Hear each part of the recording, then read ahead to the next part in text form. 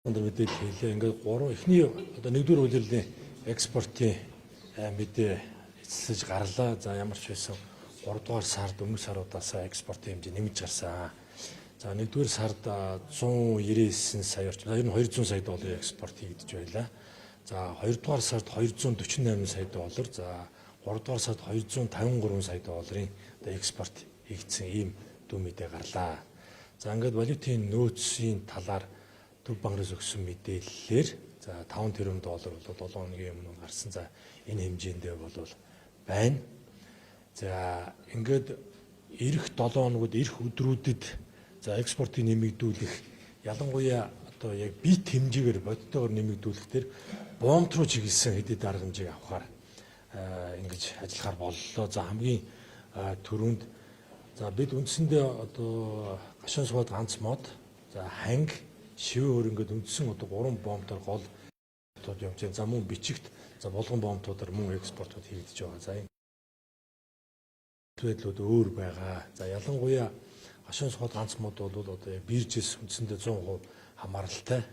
За бид одоо жижиг таван толгой ярьдаг орон нутгийн таван толгой, эрдэс таван толгой экспортууд маань төрөмчийн оролцоотой төрөмчийн ийм учраас одоо заавал одоо биржээр дамжих учиртай бид ийм ч хуультай байгаа.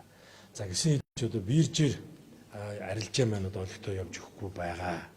За эдгээр бид шинэ журам шинэ зохицуулт руу орсон ч гэсэн арилжаа одоо олигтой нэмэгдэж өгөхгүй байна. За тэр нь мэдээж одоо хил бомтууд дээр одоо орсон гашуун сухад дээр ч тэр хэлийн цан ганц мод дээр ч тэр одоо орсон энэ оолгуудаас шалтгаалж одоо цаашаа энэ шингэрэхгүй байна. За тийм ч учраас биржээс явах арилжаа бол маш хязгаарлагдмал байна. За мөн одоо биржийн арилжаанд өмнө оролцсон худалдаа авагч нар одоо их хэмжээний алдагдлалд орж за энэ мөн одоо үн үнснээс холбоотойгоор цаашаага одоо нүүрсээ дахин одоо борлуулж боломжгүй болсон учраас ийхүү одоо үндсэндээ одоо төвжигдээд байна гэж үзэж болно. За энэ нөхцөл байдлыг бол одоо харилцахаар бид одоо бүхий л талаар ажиллаж байна. За ингээд бомтууд ялангуяа дотоодын одоо хөрөнгө оруулагч нар эзэмшдэг нүүрсний урхаадууд маань одоо цаашаага одоо нүүрс экспортлоход өрсөлдөх чадварыг нэмэгдүүлэх ингийн тулд одоо өртгийг бууруулах. За энэ тал дээр одоо төрөөс шалтгаалж болох тээврийн зардал нөөцтэй холбоотой. За мөн одоо амнаатыг тооцох их усүрийн яг одоо зарлагтай энэ дээр эргэж хараач ээ. За энэ дээр одоо бид яг үн унтсан үед ямар ч зөна гэсэн ийм зүйлийг бол удаа дараа тавьж байгаа. За энийг одоо эргэж харах, энийг судлаад эргэж танилцуулахаар ийм одоо үүрэг авлаа. За хоёрдугаар төмөр замын тарифыг мөн шатааратаа бууруулж байгаа. За мөн дахиад одоо яг автоэвэрт өрсөлдөхүүсээр за бүр тодруулж хэлбэл автоэврээс одоо үн хөлснөөс доогуур байхаар дахиж одоо өртгийг бууруулах ийм даалгаврыг зам тээврийн хөгжлийн яамд өглөө. За мөн орон нутгуудад ялангуяа одоо говийн аймагуудаар за аймгийн засаг дараа за бүр одоо сумын хэмжээнд одоо экспортын энэ замуудыг зогсоох шийдвэрүүдийг гаргаад байгаа. За энэ нь одоо экспортод бас нэлээд нөлөөлж байна.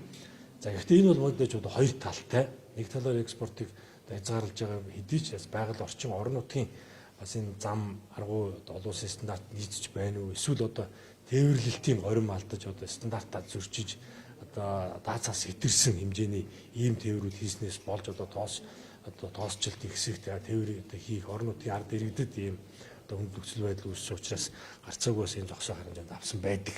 За гэсэн хэдий ч энийг одоо стандарт нийцүүлж стандартыг бариулах одоо хяналтыг нь сайжруулах ийм үүргийг зам тээврийн хөгжлийн яам сайдад өгсөн. За мөн ингээд энэ зохицуултуудаа хийгээд за дүрм одоо гормоо сайтар бариад хөдөлгөөнийг яаралтай нээх ийм одоо шийдвэрийг холбогдох аймагуудад замун сумдуудад үүрэг өглөө ингээд хяналт тавьж ажиллахыг хэрэглэхийн сайд за зам тээврийн сайд сангийн сайд нарт ингээд үүрэг болголоо.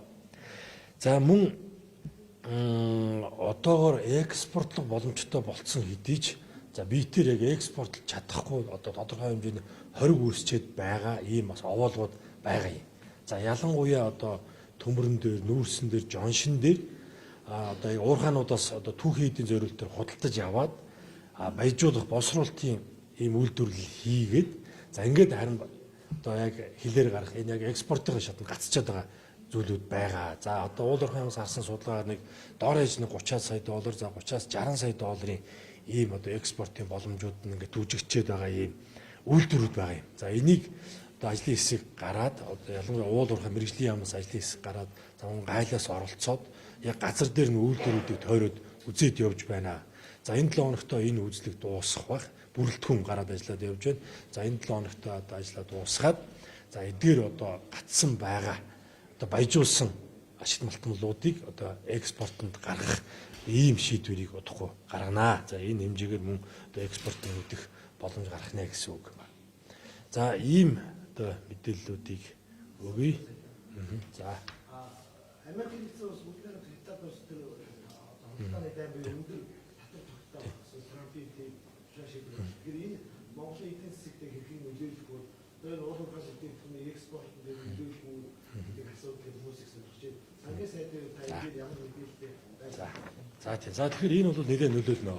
Ер нь ганц манай улс ч гэдэггүй дэлхийн нийтэд маш том одоо ийм дараагийн цохил за эдийн засгийн хүндрэл сорилтыг авчрах ийм дохио болж байна гэж үзэж байна.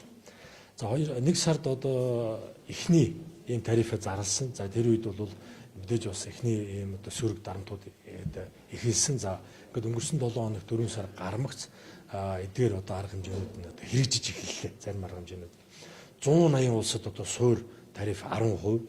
За мөн одоо Америк нэгдсэн улстай гадаад худалдааны одоо сөрөг байдаг одоо алдагдaltaй Америкийн тал алдагдaltaй гадаад худалдаатай улсуудад нэмэлт 50% ийм тариф тогтоолоо. За үүний хариуд том эдийн засгууд ялангуяа Хятад одоо зөрүүлээд 34%, Канада 25%, Европын холбоо 50% одоо сөрөг ийм тариф тавилаа. За энэ бол цаашаа үргэлжлэх шинжтэй байна. За Хятадын одоо энэ тарифа зарласны дараа Америкууд за энийг буулгаа буухгүй бол Хятад одоо дахиад бүр одоо 50% нэмэгдүүлэн за энэ нь бол 100% бүр гараад явчих хэмжээний ийм одоо тариф тавина гэдгээ мэдгдлээ. За энэ бол одоо ер нь энэ гадаад худалдааны ийм сөргөлдөөнд бол ялагч тал гэж байдаггүй. За энийг одоо санаачилж ирсэн Америк нэгдсэн улсын хувьд гэхэд л одоо эдийн засгийн үзүүлэлтүүд хүлээлтүүд нь бол нэлээд тийм буурж эхэллээ. За энэ жил одоо эдийн засгийн өсөлт нь 2% гарна гэжсэн бол буцаад буураад 1.7% гэсэн одоо хүлээлт нь өөрчлөгдлөө. За инфляц нь одоо 2% голчтой гэсэн ийм бодлогын зорилт байсан бол энэ нь одоо өсөөд 4% болох жишээтэй. За ингээд гадаад худалдааны одоо сөрөг ийм одоо дайны ийм арилцсан тарифууд тавиад эхлэмэгц. За дэлхийн эдийн засгийн хувьд бол агшилт явагдах нэ. За нэг сард анх энэ тарифыг Америк нэгдсэн улсаас зарлахад энэ одоо агшилт 300 одоо их тэрбум долларын хэмжээнд хэрэгжижсэн бол одоо бол бүр аль хэдийн 500 тэрбум доллар гэд гараад явчих жишээтэй. За ингээд энэ тариф шин тарифуудыг зарламгц за дэлхийн томоохон одоо хөрөнгөний зах зээлүүд дээр үнэлгээнүүд бол үлэмж хэмжээгээр унлаа. За нийтээр нь харах юм бол 6-аас 7 их 80 доллар шүү. Их 80 доллараар унлаа. Зөвхөн Америкийн том захуудыг ингэж харахад 7 хоногийн дотор 2.3 их 80 ам доллараар унлаа. Энэ нь эргээд Америкийн эдийн засгтаач бас ийм одоо нэлээдгүй ийм сөрөг ийм одоо үр дүн авчрах юм байна. За тийм учраас энийг одоо бид маш сайн зөв тооцоолох хэрэгтэй. Энэ бол өдөр өдрөөр асуудлууд бол өөрчлөгдөж байна. За мэдээж одоо Монгол улсад гадна талаас хамгийн түрүүнд орж ирэх сууг нь бол манай засгийн газрын өмнө гаргасан бондууд, манай хувийн хвшлийн гаргасан бондуудын одоо хөрөнгөний бирж дээрх одоо үнэлгээнүүд одоо өртгүүд нь унж эхэлж байна. За зөвхөн манай улсын төдийгүй ялангуяа одоо хөгжиж буй орнуудын хувьд засгийн газрын ийм бондуудын одоо үнэлгээнүүд нь буурж байна. Одоо ийм сөрөг дарамтууд ирж байна. За өмнө нь одоо нэгдсэн үндэсний байгууллагын дарга өмнөх 7 хоногт хэлсэн. За энэ бол ялангуяа одоо хөгжиж буй орнуудад илүү хүнд туснаа гэж байна тийм ээ. За ийм үзүүлэлт юунууд байна. За мөн мэдээж одоо манай гол түүхийн эдүүдийн үнд бас сөргөөр нөлөөлж байна. Нүүрсний үнд нөлөөлж байна. Өнгөрсөн 7 хоногт дэсийн үн ч унлаа. Манай нефтийн үн ч унлаа. За дэсийн хувьд бол бид өнгөрсөн жил 24 онд бүтэн жил одоо 8500-9000 хооронд байсан бол 9000-аас гарan ийм орчим байсан бол за өнгөрсөн 7 хоногт 8900 хүртэл унлаа. Гэхдээ яг нь зэсийн хувьд бол бас харьцангуй нүүрсийг бодвол цаашдаа доктортой байх бол эерэг хүлээлттэй. За өнгөрсөн 7 хоногийн хувьд зэс их нэлээд өндөр байсан учраас гол одоо зах дээр нийлүүлдэг Чили улс жишээ нь зэсийн нийлүүлэлтийг бол нэлээд өдөрж нэмэгдүүлсэн. За энэ арилжаа нь бол бас үнийг буухад нөлөөлсөн байна. За Тэгж ингээд одоо улс гүрнүүдийн эдийн засгийн өсөлтөнд шууд нөлөөлж одоо голлох түүхийдүүд болох энэ нефтийн бүтээгдэхүүн унлаа. Ер нь өнгөрсөн жилд жишээ нь 80 баррел 85 дээр байсан бол одоо 65 дээр хүрч унлаа. За мөн нүүрсний хувьд энэний өмнөх 7 хоног дээр одоо 875 юан дээр эргэж 25 юанаар өсөж ирсэн бол өнгөрсөн 7 хоногт мөн 20 юанаар унж буцаад одоо 850-д хүрч ирсэн одоо доод хэмжээнд мөн дахин эргэн хүрлээ. Тэгэхээр эдгээр суугуудаар бол манай эдийн засагт бол нөлөөлөх нь бол дамжиггүй. За мөн гадна талд ирж байгаа бас нэг сөрөг дарамт бол инфляц байна. За тэгэхээр одоо манайх улс маань өөрөө дудалдааны эдийн засгийн инфляц хэрэглээнийхээ үндсэндээ бараг вакцины бараг 70-75% гаднаас авдаг. За энийг дамжаад бас одоо импорт одоо инфляц импортлох ийм бас дарамтууд ийм одоо ирж ирэх ийм одоо сорилтууд байна. Ер нь бол экспорт импортын хувьд бол одоо 4, 5, 6 дугаар сарууд бол эдийн засгийн хамгийн тийм одоо итвчлэлтэй ийм үйл эхэлж байгаа юм. Тэгэхээр импорт ч нэмэгдэнэ, за экспорт ч нэмэгдэнэ. Төсвийн хувьд одоо орлогоч нэмэгдэнэ, зардалч нэмэгдэнэ.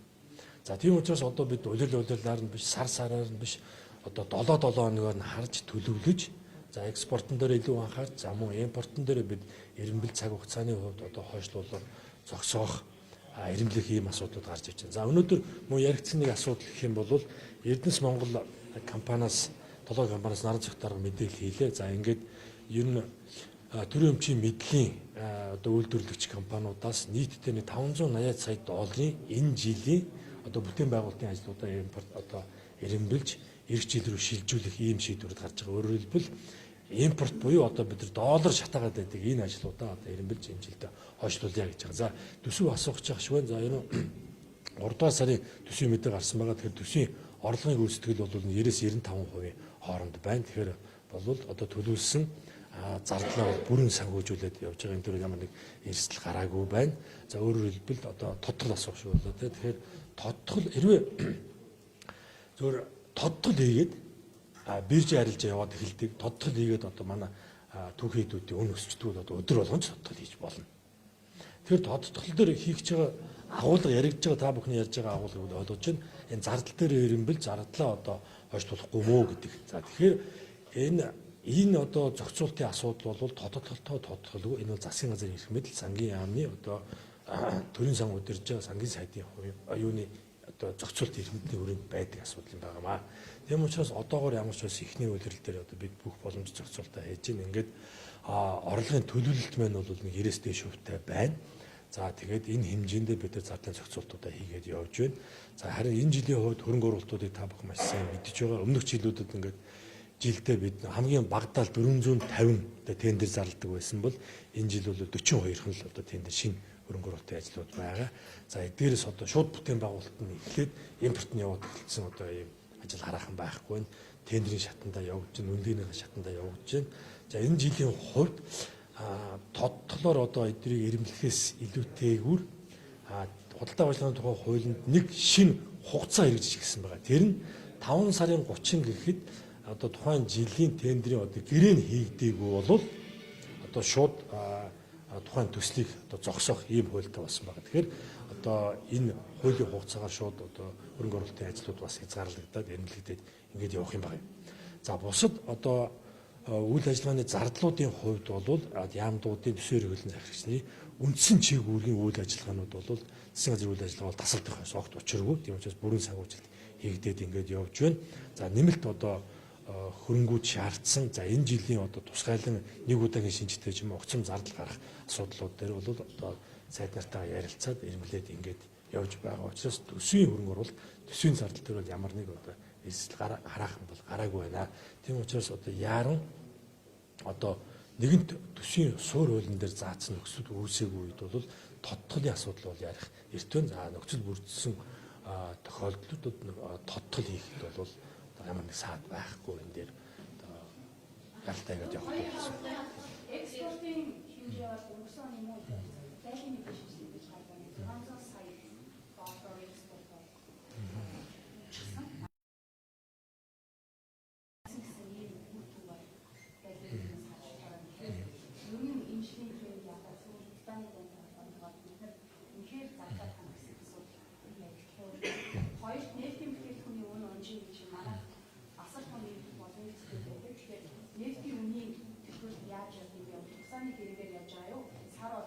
гэж одоо үгээр баталтай хийж байгаа юу? За сүүлийн асуултаас нэглээ. За харамсалтай нефтийн бүтээгдэхүүний олон улсын бирж юу манайх шууд орж ирдэг. Бид одоо нэг улсаас бүрэн одоо импортлдог. За тэгэхээр одоо яг үйлдвэрийн үнээр нь дунд урт хугацааны ийм хэрэгээр явдаг учраас энэ үн бол нэлээд хугацааны хоцрогдолтой орж ирнэ. Эхлээд одоо Оросын зах зээл дээр нөлөөлнө. Оросын зах зээл нь өөрөө том одоо тоглож өөрөө үнэнд нөлөөлдөг ийм одоо том болгож учраас юм ингээд том зах зээлээр дамжиж орж ирдэг гэдгийг хэлье. За экспортыг би өмнө бас тайлбарлаж ирсэн. 2023 оны 1-р үеэрэл бол бид 2024 оны 1-р үеэрэл бол 2023 оны 4-р үеэрэлийн экспорт үргэлжилж ирсэн үе. Өөрөөр хэлбэл одоо 2024 оны экспорт одоо маш сайн өндөр гарч ирсэн. За энэ ондоо багтахгүй он давжиж одоо экспортын мэдээнд орж ирсэн. Ингээд 2024 оны 1-р үеэрэлийн экспортын мэдээ бол их өндөр байгаа. Тийм өндөр байгаа. За энэ жилийн хувьд бол одоо бид 2024 оныхаа 4-р үеэр бол бүх экспортуудаа шахсан, орлогоо шахсан. За ингээд 25 он гараад бол яг цэвэр 25 оныхаа потенциалаар одоо суураараа явж байгаа гэсэн үг. За гэсэн хэдиж бид түрүүлээ ямар ч байсан одоо экспортын дээр бас одоо онцгой арга хэмжээнүүд одоо бид авч байна. За богино хугацаатай, дунд хугацаад, урт хугацаатай ингээд бодлогуудаа ялгаж байгаад ингээд чиглэлээр арга хэмжээнд авч байна. Ямар ч байсан 3 сарын туршид ямар ч байсан буурсангүй, ямар ч байсан өсөлттэй гарч ийн цаашдаа энийг хадгалах. За энэ нь бол хүнд сарууд бол 4, 5, 6 дугаар сарууд байдаг. За 4, 5, 6 дугаар сарууд хэрхэн яаж давхаас сүүлийн хагас бас харагдана. Хоёр асуулт байна. Тендерийн нөгөө хэмжээний тухай бол зарим нөгөө төслүүдийн чөлтөр очоод байгаа юм. Жишээ. Худалдаа авах нь зөндөө олон зарцын юм байна.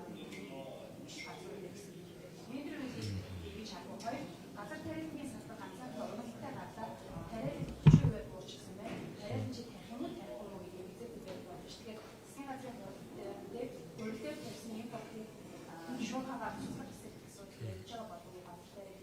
Тэгээд танилцсан юм байна. За тийм. За сүүлийн асуулт нь. За газ тариаллын хувьд гурдан дээр тавьсан татварын төлөлтийг одоо зогсооё. За энэ бол одоо нодлонгийн туршид өдөө аж ахуйн салбарт ирсэн одоо зуудтай холбоотой, нодлонгийн тариалалтай холбоотой. За энэнийг одоо холбогдуулж гарсан ийм шийдвэр. За энэ бол ингээд түүхэн үүргээ биелүүлсэн. За одоо болноо. Одоо цаашаага бид одоо тариалалтан дээр анхаарахгүй болохгүй байна гэдэг. За ийм зорилго засгийн газар бол шийдвэр гаргаад улсын хурд одоо өргөн барьсан улсын хурд дээр хэлцээд одоо ойр хугацаанд би шийдвэрлэх болов уу гэж ингэж бодож байна. За тийм. Тэгээд нөгөө үйлчлүүлээ бисэж чөлтөр нөгөө ноолоор бас юм асуудал ярьж штэ. Бүгдийг нь санаа угааж гаргаж ярьж мачт нь болохоор ноолоор гарч заахгүй. Хэвээ мачтын амжиргаа энэ жилийн хавар ингээд өгдөө байж бүх бол нөгөө зээлүүд чинь хошоо бүх дам дамаа ингээд дахиад малайчгүй салбар бас юм доош үү. Гурван бүр угаагаа санахаар анх боломж байна. За тэгэхээр энэ асуултыг хөдөө аж ахуйн сайд илүү хариулах нь баха тийм. Ер нь бол татвар тийм. Ер нь бол ийм салбар хоорондын зохицуулт болон салбарын энэ бодлогыг төсвийн бодлого ялангуяа одоо яг татварын бодлогыг бид дэмждэг. Цаад яамных нь одоо бодлого зорилт нь орж ирээд бид ингээд дэмжлэг үзүүлээ явуулсан байна. Тэгэхээр энийг хяналтын хуультай холбоотойгоор тендерийн хуулинд нэмэлт өөрчлөлт оруулах мэт байж болохгүй. Энэ тендерийн хяналтын хуулиа номер 1 бид зарчмаар баримтлана. За харин тендерийн хуулийн дээр одоо өөрчлөлт оруулахаар төрийн бодлогын хуулийн дээр өөрчлөлт оруулахаар ингээд одоо бэлтгэл ажил явж байна. За энэ нь бол харин манай улс орны маань эдийн засгийн хэллээ. Томоохон төсөл арга хэмжээнд ялангуяа одоо бидний одоо хүлээж байгаа энэ 14 мега төсөл болон бусад томоохон эрчим хүчний болон одоо зам тээврийн гэх мэт их хэмжээний хөрөнгө оруулалтууд шаарддаг. За хөрөнгө оруулалт дундаа одоо нарийн одоо лиценз бүхий технологи одоо өндөр хэмжээний олон улсын стандарт технологи шаарддаг ийм одоо худалдаа авалтууд бүтээн байгуулалтын ажлуудыг хийхэд одоо мөн худалдаа авах ажиллагааны хувьд олон улсын стандарт жишгийг дагах ийм зайлшгүй шаардлага байгаа учраас ийм өөрчлөлтүүдийг хийгдэж байгаа. Тэрнээс биш хэмнэлттэй холбоотойгоор тендерийн хуулинд өөрчлөлт бол бид нар номер 1 тендер хуулийг барьж байгаа.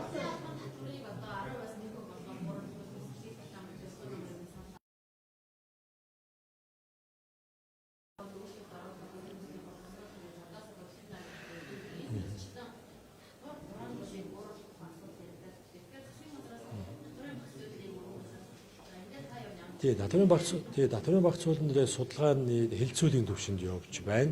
За тэрэн дотор мөн хувийн орлогын албан татвар болон нөөцтэй холбоотой одоо шинжилгээ асуудлууд бол байгаа. Тэгэхдээ хавтгааруулж хэмжээг бууруулах бол энэ бодлогын хувьд ч буруу, төсвийн хувьд ч боломж байхгүй.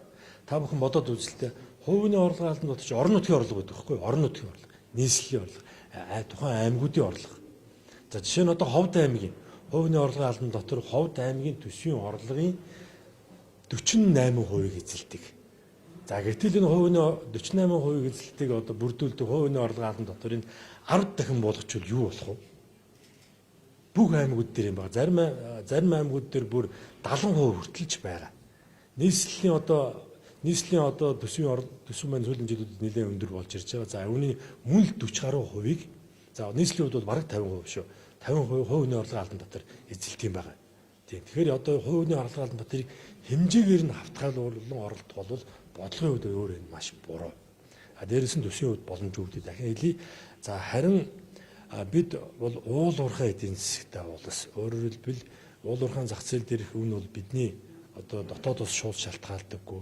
Тэгэхээр өөрөөр хэлбэл гадаад хүчин зүйлээс хэдих хамааралтай бас их юм савлгаатай ийм эдийн засгийн хувьд бид одоо тохируулах хийж явах татварын гол одоо үзэл санаа одоо концепц нь юу байдаг вэ гэхээр шаталсан татвар байгаа. Шаталсан прогрессив татвар гэсэн үг.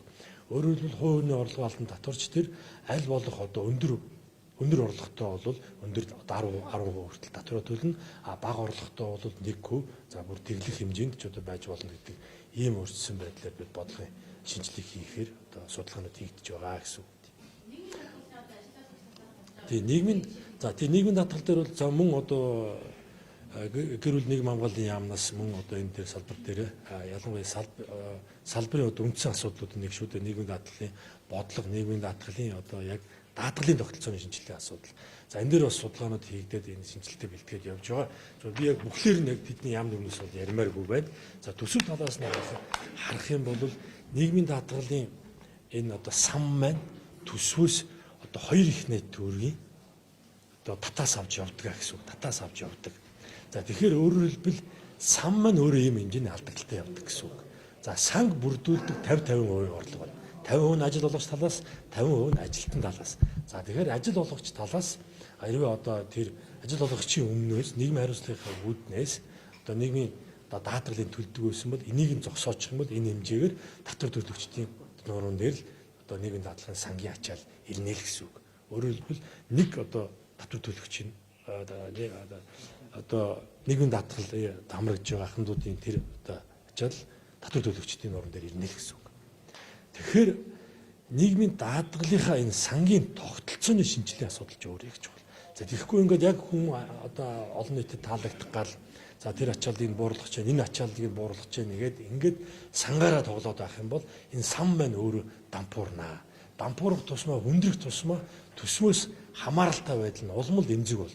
Төсвөөс хамаарал нь улам л нэмэгдээд байна. Нөгөө бидний одоо дунд урт хугацааны зорилт бол төсвөөс хамаарлыг багасгаад бие даасан ийм сангийн тогтолцоор шилжих нөгөө 20 жилийн төлөвлөгөө нь 30 жил, 40 жил, 50 жил бол улам л алсраад улам л одоо татвар төлөгчдийн нуруунд дээр одоо зууралдсан тэр эрсдэл нь нэмэгдсэн. Энэ байдал нь улам л гүнзгийрнэ гэсэн үг.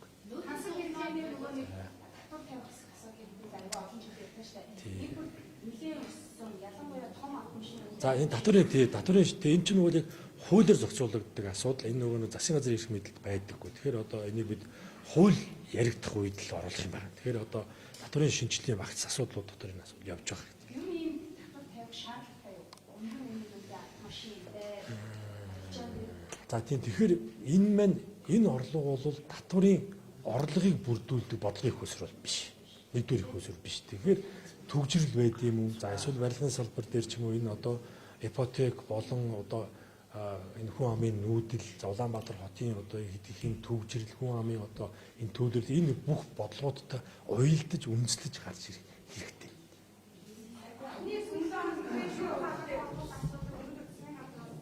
Тэрийг танилцуулна гэжсэн тэгээд амтсангүй шүү дээ. Танилцуулна гэжсэн хэлцэхэл биш танилцуулна гэжсэн.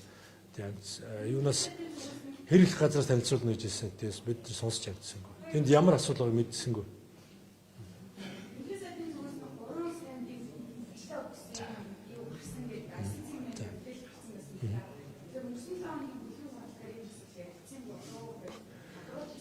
За бүлгийн хурал дээр битгий хэл бас ерөнхий сайдын төвшөнд бидний оронд ямар ч юм асуудал яригдаг.